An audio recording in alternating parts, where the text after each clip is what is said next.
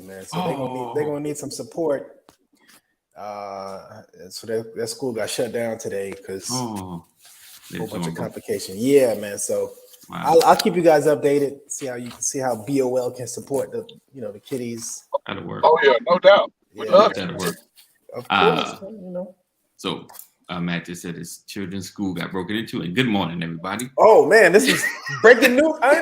When you said it, it was already doing the spin for the live. We live. It's all good. Welcome everybody. Welcome to another edition of the Brothers of Legacy. Hey Lisa, good morning. Good morning. I appreciate you guys for being here, being a part of all that we do. We're here every week, Tuesday through Friday. We thank you guys for being here. Make sure you share. Sharing is caring. We're gonna go ahead and kick it off in a sec. Thank you, Kaneem, aka Mia X, being in the building. Name sound familiar? Just got to think about her song. World famous in the building. Matt Genius here on Mental Health Wednesday. Appreciate you guys for being here. Just to let you know, brother, Mia X is one of the best female rappers of all time. Just thought I'd throw that out there. Okay. Ain't no argument there, man. Okay. She could be number 2. That's cool. You see that? See that, right? See I slid that in there?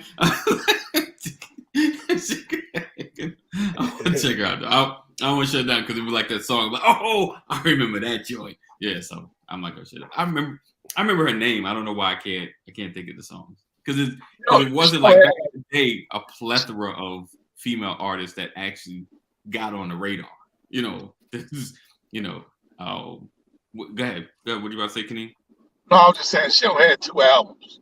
Oh, I mean, that's cool. Listen, well, he had 52 after he died, but I think was it Tupac had like two albums post before he passed. So all right, so make sure you share. Sharing is caring.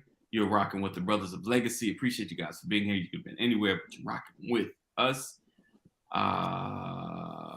Let's go ahead and kick this off, and then we get into a few news stories because actually it's all gonna kind of flow together. So let's get that intro. Let's go.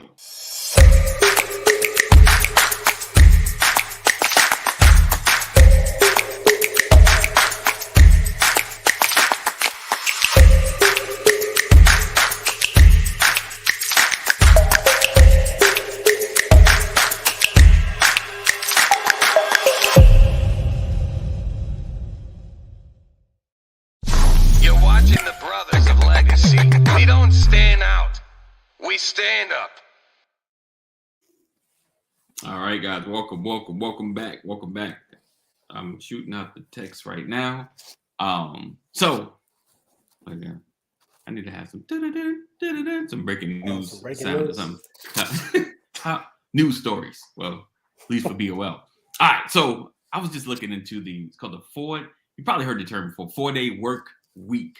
4-day work week.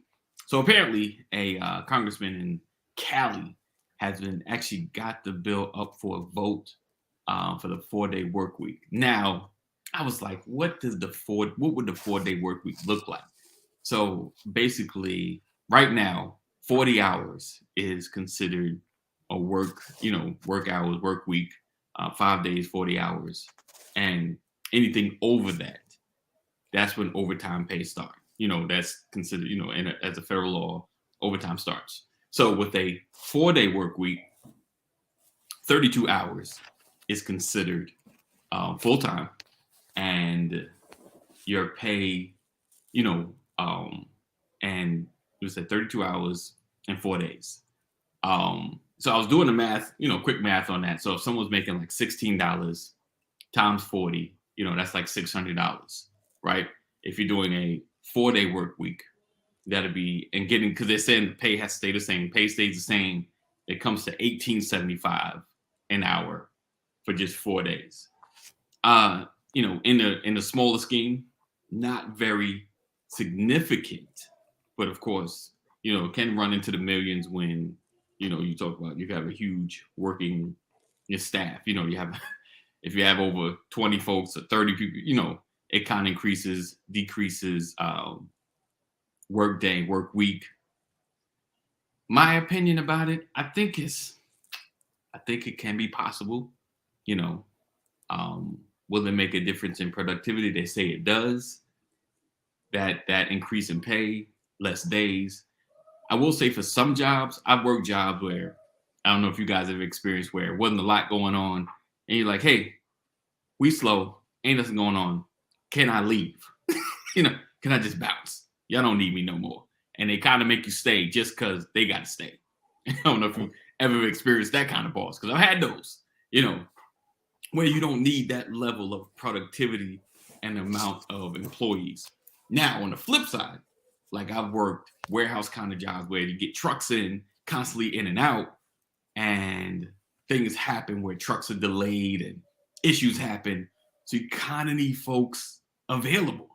Like, the truck may be here in an hour. Just take a break, because no one wants to get stuck with a load with freight. And, if you've ever dealt with trucks at a warehouse from the administrative side, trucks there long, you can get not fined, but you pay more if the truck doesn't get unloaded and they get to leave or they get to get off your dock. Things happen. So in those instances, it may get tricky. What's you guys' opinion, especially you as an entrepreneur, Kaneem, building your business, gonna have employees, what does that 4-day work week look like? How do you feel about it? As you as well, Matt. What's up, Jeff? Come on, man. I've actually worked a 4-day work week, but I work 10 hours a day. So it was Monday through Thursday off every Friday, Saturday, Sunday, or you can reverse it. You can off every Saturday, Sunday, and Monday, just depending on what day you chose. Right. But as far as being an employer, yeah, I'm not sure, man. I haven't had an employee yet, so right. But I can imagine if I had an employee, I would kind of cater to, or at least I would structure the bulk of what I needed around the days that they're at work. Right. You know what I'm saying? So that's probably what I would do. But as far as 4-day work week, I'm all for it. I would vote for it. I would if it came down to a vote for the American public. Right. You know what I'm saying? But they don't put that type of stuff on the ballot. Right. You know what I'm saying? Right. It would be on your local ballot. Yeah. True. It would be on your local ballot, but it wouldn't be on a national ballot. And right now, the 40-hour work week is a national. I want to say it's a law, but it may just be a recognition. I'm not sure. I don't want to misspeak on that part of it. Right. I think it's a law. Yeah. But it is. You got to have breaks in certain things. 40 hours is considered.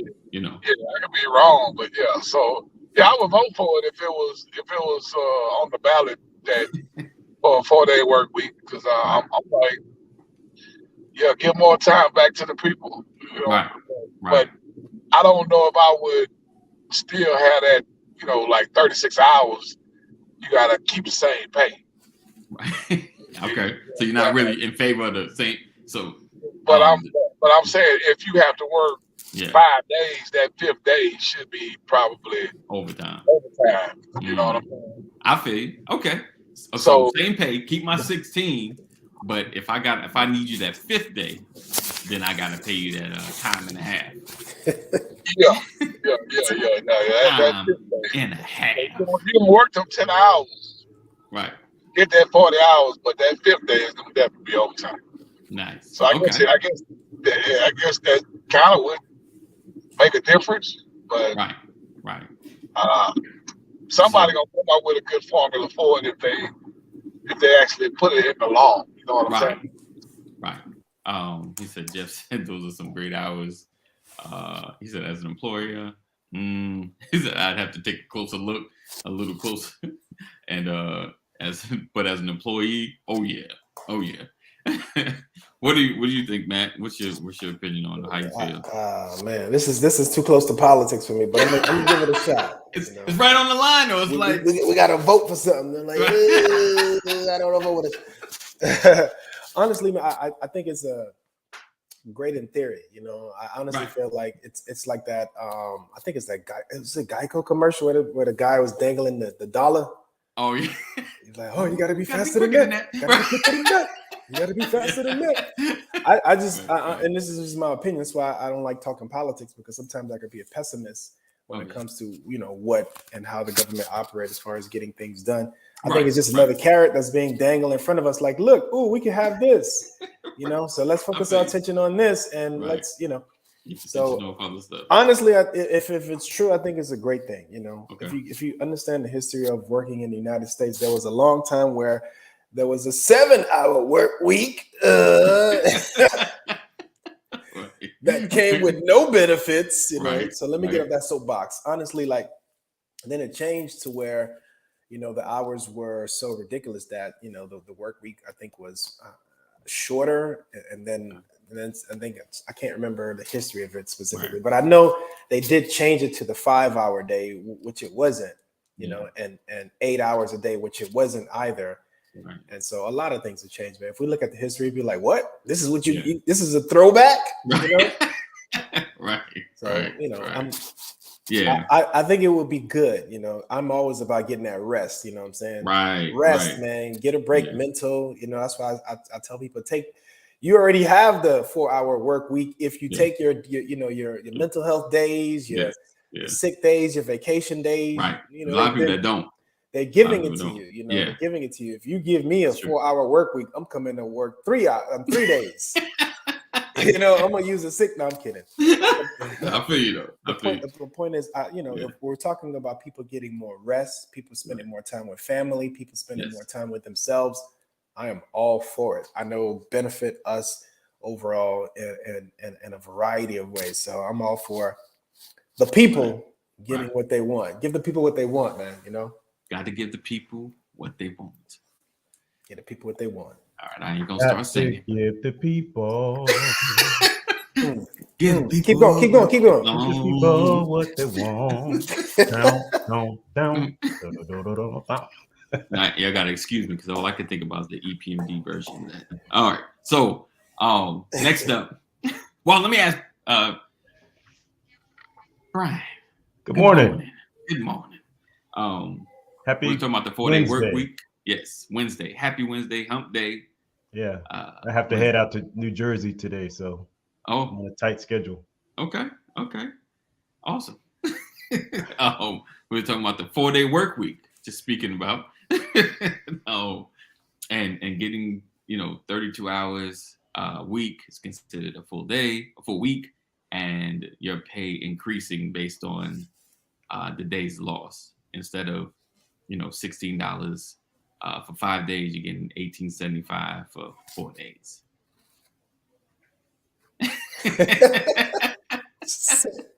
For my podcast people, he's stunned. He's stunned. He's shocked. I'm looking. Where your soundtrack at, man? Where your sounds at? Man? You gotta press that button. Right. So ask the question one more time. So, what do you think? How do you feel about the 4-day work week? 4-day work week. Yes. So basically, after 32 hours, it's overtime. Okay. My response to that. Wow. Here's the reality. What's the reality, my brother? I don't want to. The biggest struggle I have right now is someone else being in control of my time. Okay. I got you. So a debate about a 4-day work week versus a 5-day work week is irrelevant to me because for me, it's all about levels of productivity and proper compensation for my productivity. Okay. I can't put myself, and I know that I'm trying to belittle anything or anybody, because I work for somebody. Right. Someone signs a paycheck that I cash. Right. My calendar is controlled by other people. Right. People can find available spots on my calendar, and fill it up, and plug in meetings. Right. And have an expectation that I'll be there. Now they need to give me a heads up, but that's the reality of my world. I am not operating. I don't work for myself, except that I work for me. Right. I got you. But I'm not going to sit up and have a conversation productively about the difference between a 4-day work week and a 5-day work week when I believe that I cannot be measured by hours in a day and days of the week with someone else evaluating whether or not I'm working. I can't. That's just hard for me, right? I believe that if you have to have that argument, your ceiling is too low. No doubt. It's just I throw that out there because it's been a constant conversation. And if anybody remember, Tim Ferriss wrote a book about the 4-day work week as well. But his take was a little different, how to live a life of a 4-day work week, how to get I'll work a 7-day. I'll work 7 days if it's necessary, right? And then take time off to recover. Yeah. Right. For me, it's about whatever it takes to get the job done, get the task completed. Indeed. I guess maybe I've been salaried for far too long. Right. I haven't had to punch a clock, but I still punch a clock. No doubt. I don't count the hours in the day. I don't count the days of the week. If I have something to do on Saturday, I do it. Yeah, no doubt. I mean, the salary spot has its pros and cons, because you got to make sure getting enough, because I've unfortunately got. I want to be where Kaneem is. Right. Look at that. We don't want these bills. Let's do that. Not the bills. See, freedom. You're not. See, we all have bills. Yeah. Right.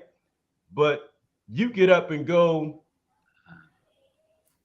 according to your schedule that you've designed. Yeah. Not a schedule that anyone else has designed.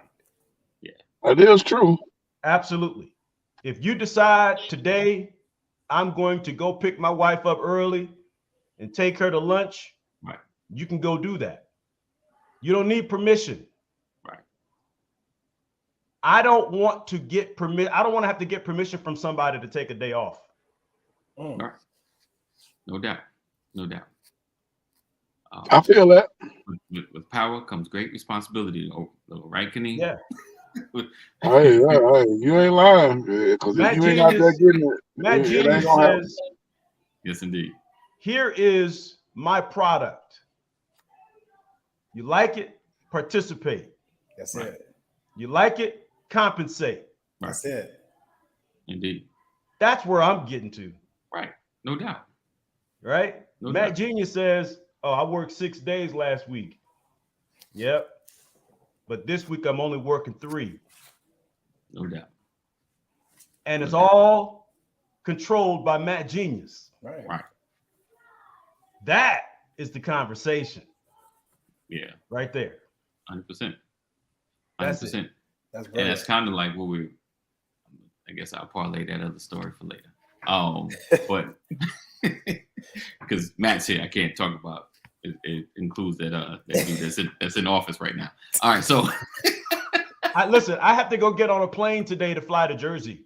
Yeah, have to. Not because I want to, but because somebody else set up a meeting and said, "Hey, Brian, I need you to be in Jersey for a meeting Thursday morning. But in order to be in Jersey for the meeting Thursday morning, you need to leave your home Wednesday night."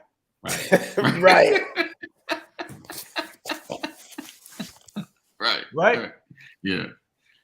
And I'm saying, like, I had no control over that. Right. Yeah. He said, so I got to go buy the ticket. Yeah. I had to buy the ticket. I had to get my hotel, well, had a little help getting it all set up, but still I had to do it. Right. right? And then I have to get reimbursed, but I had to go spend the money first, right? Because someone else set an appointment, right? And they want me there. Yeah. And if I don't go, if I decide with my entrepreneurial self that I'm liberated and I work for me, I'm out. And I'd rather take this meeting from my desk here at home on video and not show up, right? Because I've been in this industry 30 years and I've earned the right, and I have a reputation, and I was looking for a job and I found, no, I don't want those problems. So I'm going to get my behind on a plane. Breaking news. Pastor is. I had to put the music on. Right? Breaking news. I'm gonna listen. I can't even. I had to kiss my wife goodbye this morning because I won't see her. Wow. Right. I'll see you when I get back. Yes. You know? Yes. So that what I'm saying is that's not the conversation I want to have, bro. That's just not. Like that conversation depresses me. 1,000%. That's why Pastor, you were on earlier. I'm like, it's like that Geico commercial, man. Like the one where the guy had the dollar. He's dangling in front of the people. Almost like, got you. Yeah. Slow. You gotta be faster than that. Yeah, there you go. Bro, you know, like, I missed a class somewhere over 30 years ago. You know? Yeah. I missed that class where they said, work for yourself. I was part of that crew that said, go put in your 20 years and retire. Well, can I share something? Can I throw something out there? Throw it out there. Because he said, he used to piss me off to no end. Jeff said, hold on, the thing is, you're talking about Pastor always created resentment in me towards my employers, meetings on my days off. So we talk about, the entrepreneurial, and we're in that season and we see a lot of it online. I feel like, we just kind of started off wrong. So we had the mindset, like you said, of work, go to school, high school, graduate. That's first thing. Get that diploma. Got to get that diploma. Either go to college or go find that job, that comfortable job, work, retire, pension, whatever. Well, pension was the dream. Get that pension job, and then ride off into the sunset. I think the problem, or what we weren't taught, was, while you're in school, all right, what are we going to build? What are you trying to get into, right? And using your 9 to 5 as a leverage, right? Like, I'm not going to be here 20 years. My goal, 5 years, what am I making? Okay, if I move up, what am I making? Use that so that I can start something and start creating something which will be deposited into my next level as well as my legacy. And I think that's where we've missed some of the boat. Fortunately, unfortunately. Your most valuable asset. I used to think that my most valuable asset was my voice. That's what I used to think. I learned that my most valuable asset is something that I'll never be able to get back. You do my time. My time. Yeah. Right. How many of us have them? And so, I want to blow a hole through this whole concept of, like you always going to work for somebody. No. Always. You working for your family, it just, there's somebody that you're going to be accountable to. Right. Period. Right. But what you want to do, what you really want to do is understand your purpose. When you understand your purpose and your passion and you figure out a way to monetize that, bro, that's liberation. Yeah. I'm saying, don't be me. Right? Or don't me. do it my way. Right. I had children early. I was a young parent and I had to pay bills. I had to feed mouths. I had to do those things. And so I got into the job and I found a job that I knew would pay my bills, and it became a career, and it's been great. It has paid me well. It has paid me well. But all money ain't good money. When you don't have that sense of security. I am always vulnerable to someone deciding I don't need you anymore. Right. 100%. I have always been that way. 100%. Right? Versus working for myself and having a valuable service that I offer people, or a valuable investment process, plan, strategy, whatever the case might be, that I'm governed by my own self. You know, that's the truth. And what I'm saying is I've learned, and what I'm teaching people, my children, my family, my friends, listen, if you have to work for somebody, let that be the launching pad. Work your 9 to 5, but work your 5 to 9. Work that 5 to 9 until that 5 to 9 becomes your 9 to 5, so that you can be liberated. That's the reality. That's the reality. It's not a selfish thing to not want someone else to control your calendar. We always talk about self-care. Well, if you really care about yourself, own your time and maximize your time. Somebody get this man to church, please. Come on now. Preaching, man. Seriously. That's just the truth, bro. Otherwise, you're going to grow up, and to Jeff's point, you're going to have some resentment. Other people controlling your time is going to get old if they're not people that you have birthed into this world. Look at the behaviors already, man. You know, like absolutely, look at the behaviors. You know, absolutely. People are burnt out left and right to a crisp, but we recycle it every day, every other day. You know, I think it's a lack of plan as well. You know, I remember one of the fond memories I have of leaving, of being in the workspace is when it's time to clock out. You know, listen, man, when it's 2 hours before clock out, right, I feel it in my bones. I feel ready to go. I feel that time, you know. And then when you look back at the clock, you see it's only 45 minutes left. Ooh, you start to straighten up, and you like, oh, I'm about to. And then 5 minutes before it's time, you already got your name badge off, untucked your shirt. I'm off the clock already, right? Because you're waiting to be on your own time. And when you get on your own time, you're like, hallelujah.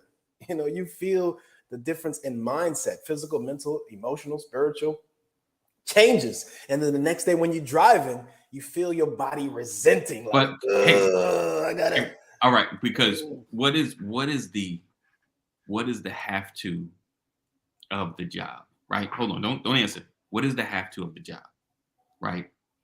The thing, like I was saying, starting out, we put it's like we build bills, so we got to get a job to pay these bills. You understand what I'm saying?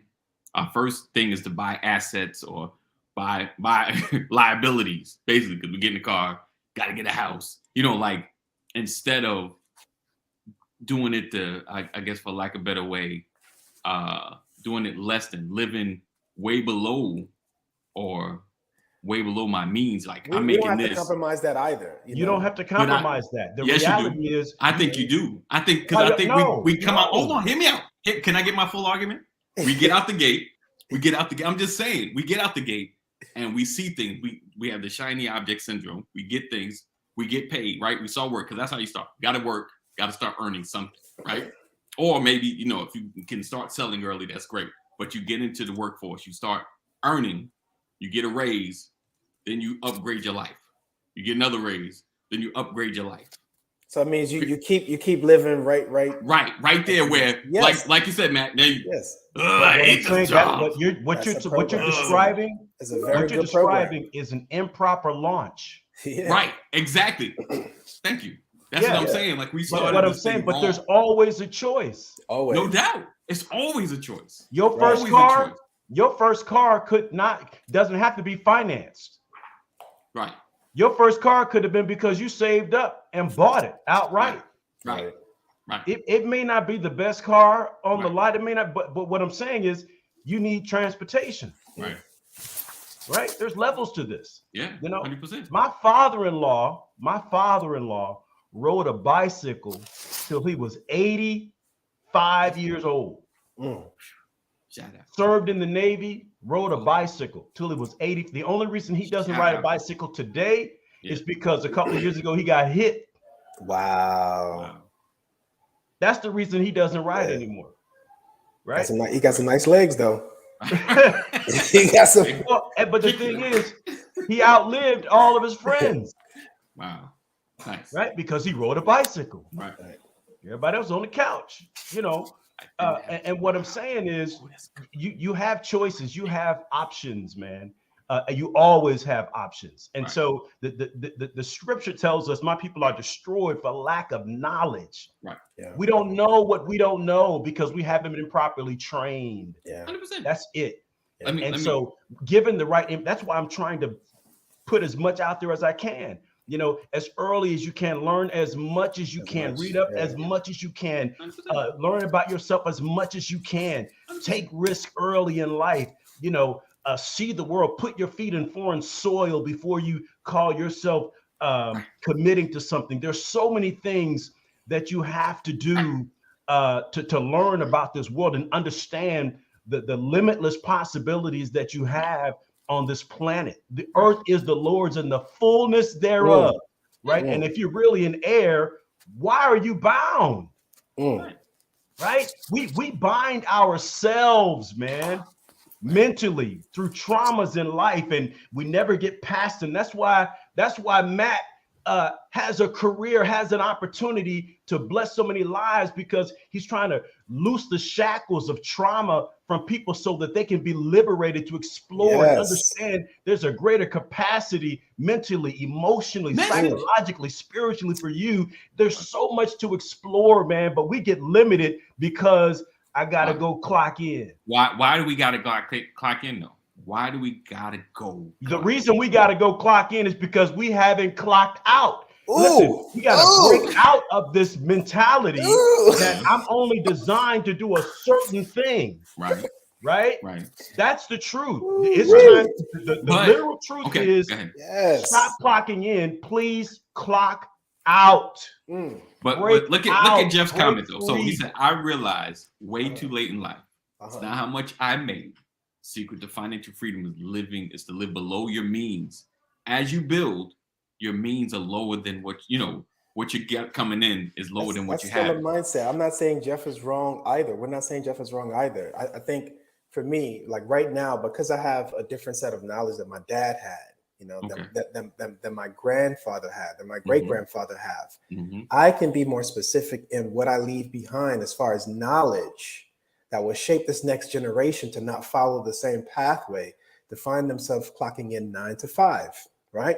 Right now, I have a laser target focused on my great grandkids, not my kids, not their kids, but their kids. You know, I'm thinking 2 generations, 3 generations, 4 generations, 5 generations into the future to see how I can set them up now with a mindset. I don't have to leave them a dime, but I can leave them a mindset that will shift their understanding on how to navigate in this world to become successful.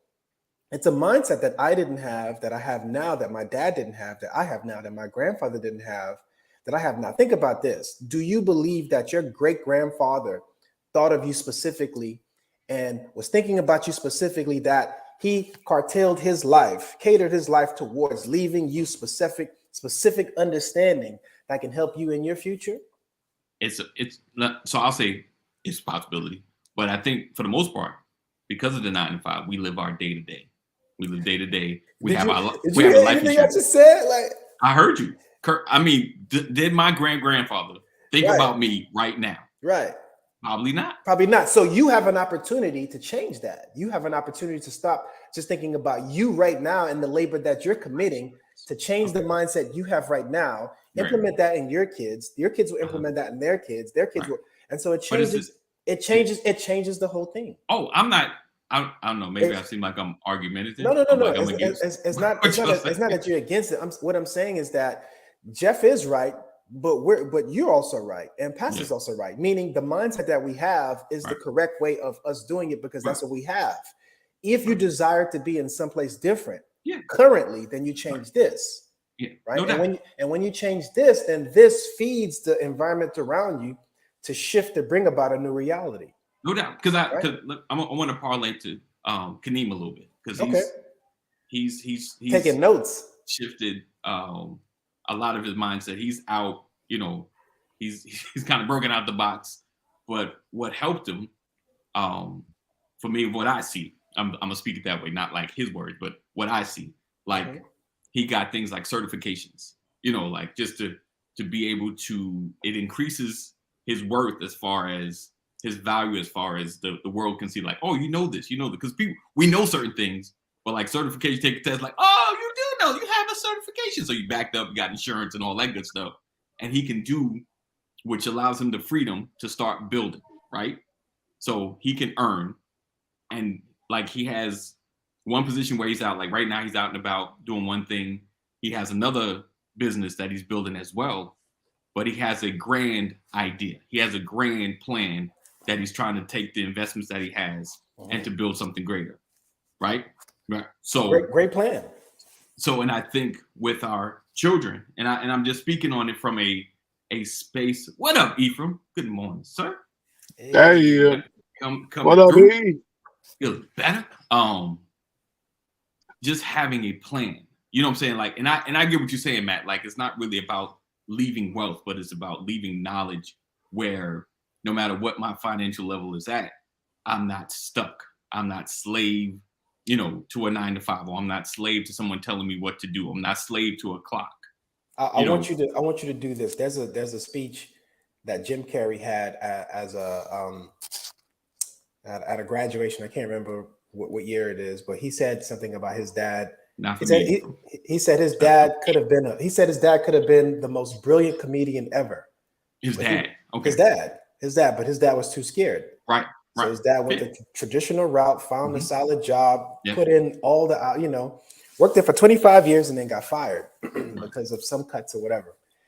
And his dad was miserable. He said they struggled, they this, But what he said was that what he learned is that I would rather fail at something that I love than fail at something that I don't like, and still have to be in that space to where I'm kicking myself in the butt to be like, man, I coulda, shoulda, woulda, dulda. So it's basically saying what aligns with your spirit, what aligns with your heart, what aligns with your family, what aligns with what you desire. And a lot of the things that we do for the things that we desire don't necessarily align with us. That's why we have a lot of schisms. That's why we have a lot of conflict. That's why we have a lot of resentment. That's why we have a lot of burnout. 100%. Because we're not in the spaces where we're doing the things, like Pastor said, that we love in order to make this life worth living. Right. You can get all of the bag. You can work 1,000 hours, and have everything that your heart desire, but still feel empty on the inside because you're not living the life that you desire to live. Right. And there's not an assumption to Ephraim's point that everyone working a 9-to-5 are not winning. The reality is that's why you have to understand your sense of purpose. You have to understand where your passions lie, because I'm happy. You know what I mean? I'm content. That's because I have served my family, and I've served my family well. Right. I've come a long way from where I started. I am a living, breathing, walking miracle. Right. That is what I am. My experience is written down and shall be published one day. And I believe it will inspire many, many people. I believe I inspire people now. When people describe what they consider to be a high value man, the only thing missing from me is I'm not 6 feet tall. But I check all the other boxes, but it's still limited. Right. It's still limited. Wealth is not found in my bank account. Wealth is found in those things that I'll leave behind that are generationally impacting. Right.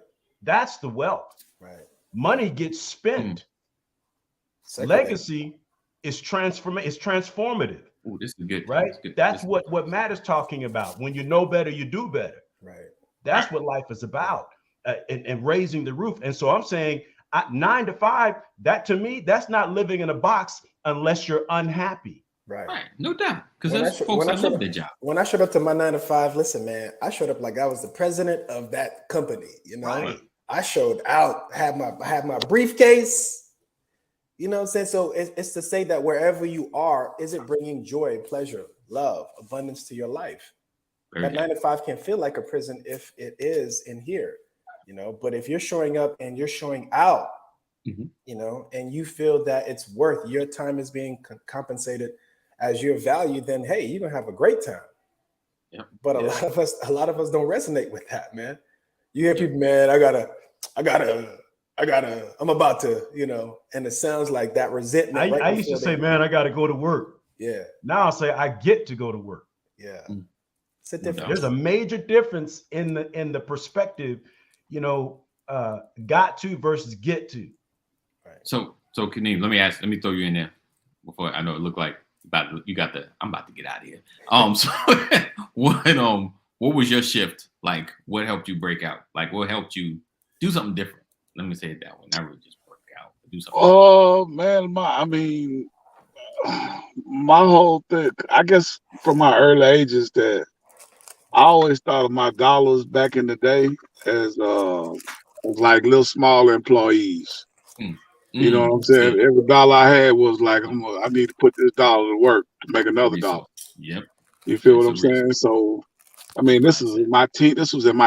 Like, man, I got $50. I got to make this 50, make 50 more.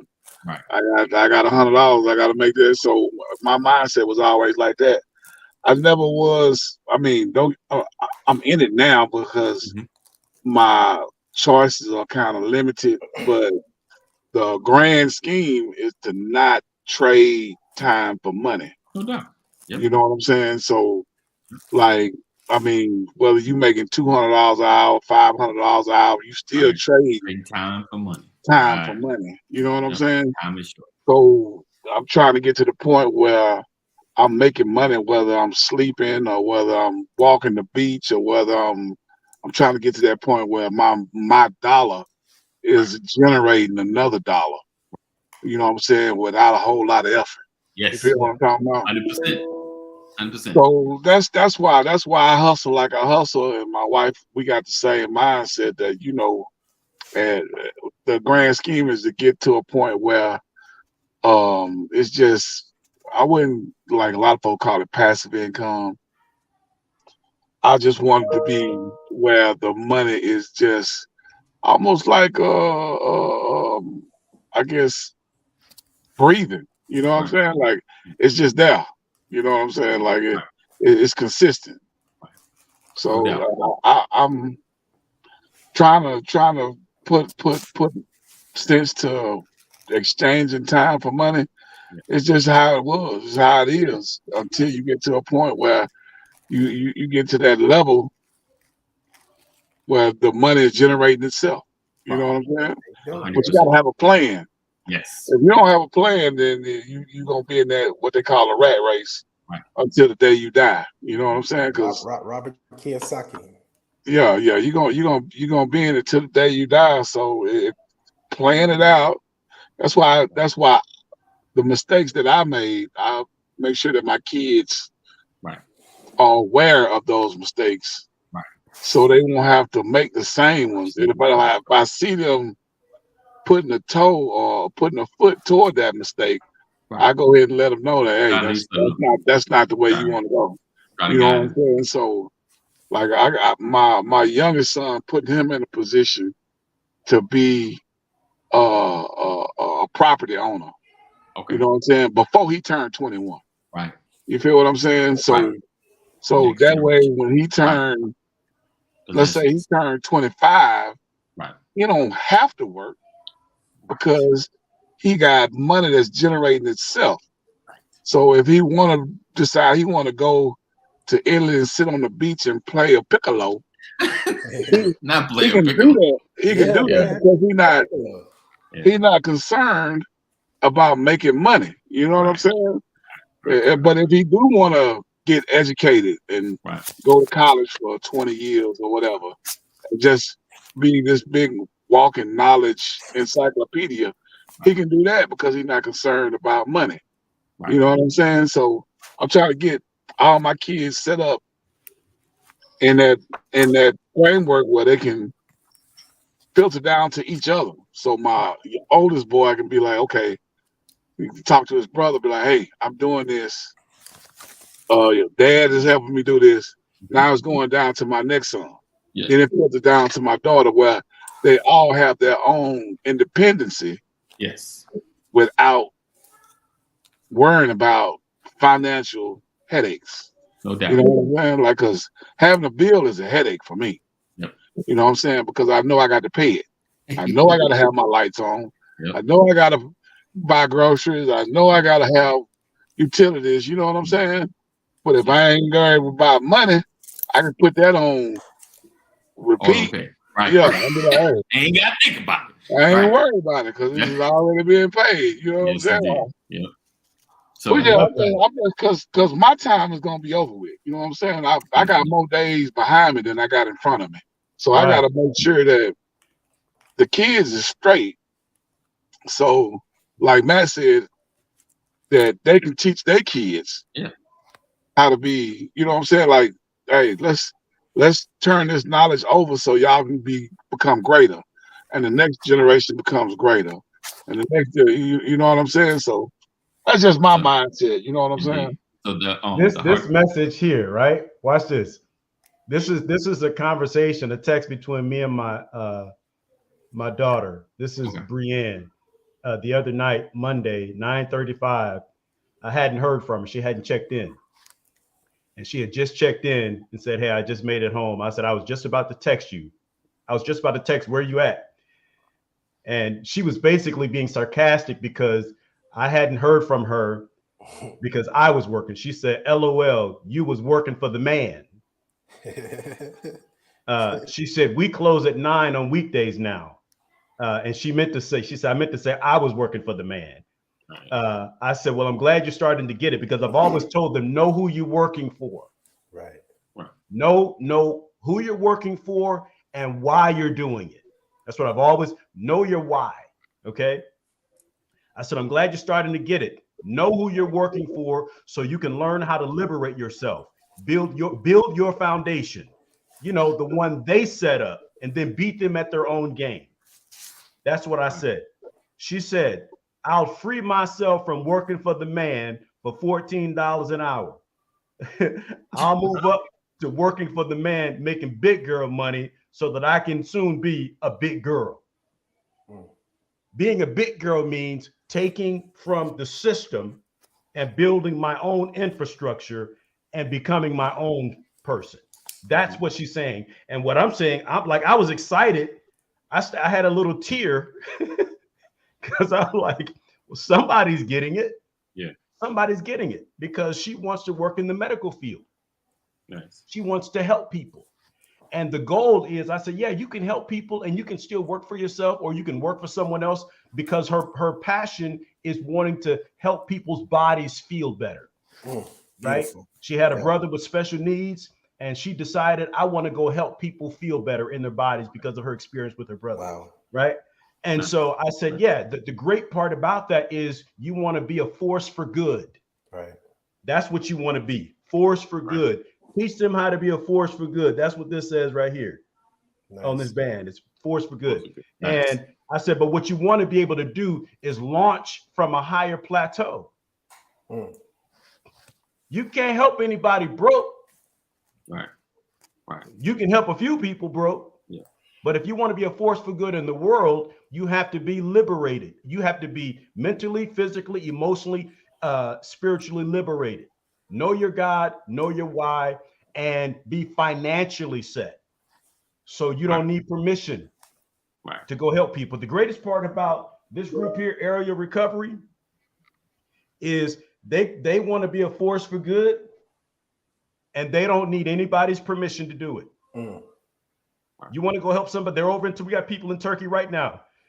People over in Turkey helping other people climb out of stuff. People here, Florida, when the hurricane hit and all the pack up, get on the road, go help somebody get out of trouble because they without permission. You don't need permission from anybody to go help somebody.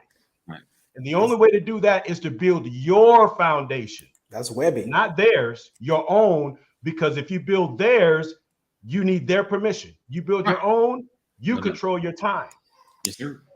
So Thomas says the hardest part of the plan is that generations to come follow the plan. I believe that my grandfather set up the family to be successful, but everyone didn't share his dreams and desire. Because that happens a lot.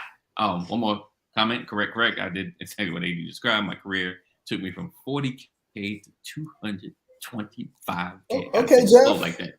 In about 4 years. 4-year period of time. Listen though, he said I raised my style of living to accommodate my new income. Big mistake right here, because life changes. 25 years later, my income went the other way. I have a big problem. I now have a problem, a big problem. And that, because you neglected to be like the ant, you sluggard. Just call Jeff sluggard. That's Bible. Just call That's Bible. Jeff. That's Bible. No, I know. Be like the ant, that is sluggard. Bible. Because he stores up for the winter. Mm-hmm. Yeah. Jesus said, I must work the work of him that sent me while it is day, for night soon coming when no man can work. Night is coming to us all. And the problem is the light gets dim before we get financially liberated.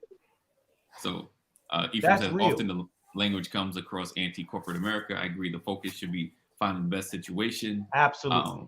Do you believe everyone is ready to be an entrepreneur? Absolutely not. How would you rate but listen, well, I'll ask, how would you rate the readiness of someone looking to make a move towards their best situation? I feel like you should be able to at least try to have some kind of skill outside of just work, like something that can earn you something, a little something just in case you lost your job or depression hits, cooking something, just a little something. I put on all these name badges so you can see I'm not afraid of work. Right. I've been there, done that. Yeah, this was 100%. a 12-hour. This was a 12-hour employment at Simram when I lived in Huntsville. Nice. Just for feet. I'm dating myself. Oh, man, not everybody know about that. Yes, What's yes, this? indeed. The Gate gas station, right? Holiday Inn Select. What you know about that? What? Bro, I closed McDonald's. Boom! Where you at right there, man? Right. I was mopping grease up off the floor, cleaning grease vats, all that. I worked in a blue jean factory. These knuckles are still dusty from that grill. Yeah. Come on, man. Listen, whatever you do, whatever you have to do. Okay. Whatever you have to do. Right. Listen, what I'm trying to say is we all have to start somewhere. Right. The challenge is we don't set goals. We don't set crazy, lofty goals. Right. That's the reality. You want to be a CEO? Learn to sweep a floor. Right. Right? You want to be an investment banker? Start a savings account. You have to start somewhere. You want to be a teacher? Read a book. Everyone has to start somewhere. Yeah. That's all I'm saying. But the thing is, see, what I tell people all the time is work ethic has no color lines. The man can't hold you down if you are a diligent worker. Period. The man. I mean, I'm just saying, man. Here's the issue that, and I'm saying not everybody. The issue that I had growing up is that I was limited because of my surroundings. I didn't grow up surrounded by visionaries. Oh, no doubt. So I didn't understand the difference between seeing and vision. No doubt. There's a difference between ideas. sight, seeing, and vision, having vision. Right. There is a major, and that's a whole nother topic for another day. Yeah, we got to bring that one back. I like that one. Right? But, hey, fellas, I'm gonna get out of here, man. Yes, sir. You gotta get it. You gotta get it. We love you, man. Appreciate you. All right, bro. Get it. All right. See? Peace, man. Peace. His decision. Right. He decided. Yep. It was time for him to go. Hey, I love that, man. I love that. I'm not kidding, bro. But you heard him say Kaneem has had that in him from a very early age, man. Right. He learned something early in life, and so he's been chasing that. And like I said, I don't want to get into another whole diatribe. I'm just saying, man. I'll just say, like, it's building strategy early in life and recognizing that a good, solid, consistent work ethic, man, you can accomplish anything. Dream big and experience even bigger, right? What's amazing, I had big dreams for my career, and I've accomplished them. Right. I mean, I'm making money that I believe that I would make a long time ago. I was sitting in a room one day, and my wife said out loud, "I look forward to the day where my husband is making more money than me." Right. Because at that time, at that moment, she had me beat by about $10,000. Nice. She can never say that again.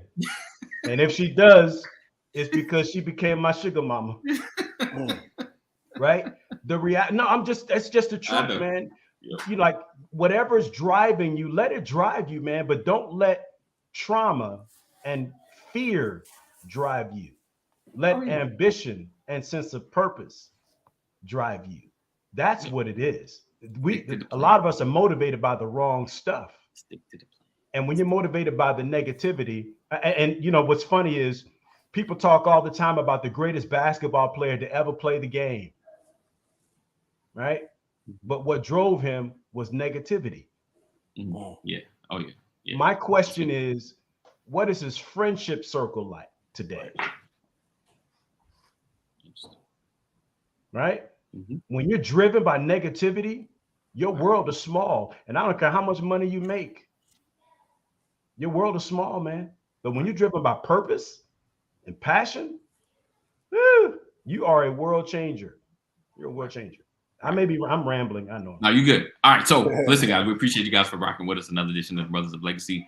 Thank you, Matt Genius, for being on with us, taking out of your day and your time to hang out with us, as well as Brian A. McCrory. Appreciate you for being here as well. I know you got to fly out because the man said. No, it's what Lisa put in there? She said. I didn't know Helen Keller said that. One thing worse than being blind is having sight with no vision. Yes. Wow. So next week we're gonna get it. We can delve into vision or just an idea. So we can dig into that. So I appreciate you guys for being here, rocking with us. Hopefully we've motivated you a little bit. We're not saying quit your 9 to 5. Just have a plan. Just have a plan.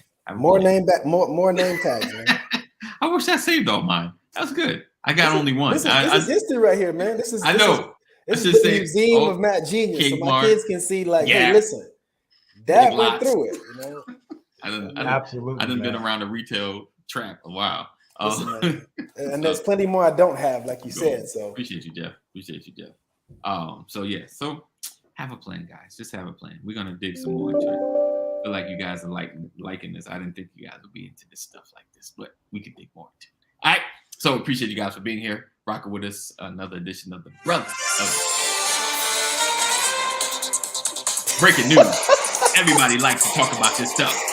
Coming up at 8 tonight. Find out why. I was ready for you. Keep failing. You ready? Appreciate it.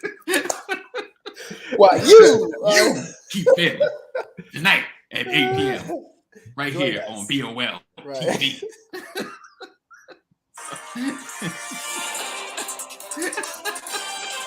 Hey, listen, man. I'm gonna tell y'all something. I am shifting, right? Mm-hmm. The Lord blessed me to see another 20 years. My next 20 won't look like my last 20. Yeah. 100%. And my last 20 was great. Yeah. Right? Yeah. It was great.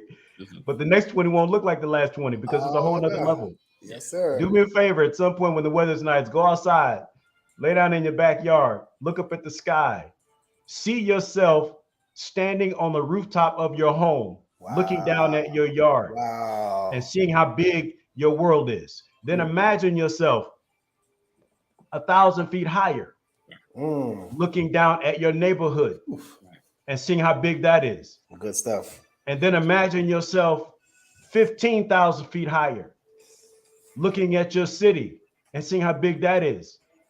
Then imagine yourself a mile high, looking down at your state and how big it is. Then take yourself into space and look at this world and see how big it is. Then turn around and look up at the sky, look at the abyss and see how broad it is. And ask yourself, How small am I really? Right. How big is this world really? How much do I really have access to? Mm-hmm. Seriously, we keep our worlds too small. 100%. 100%.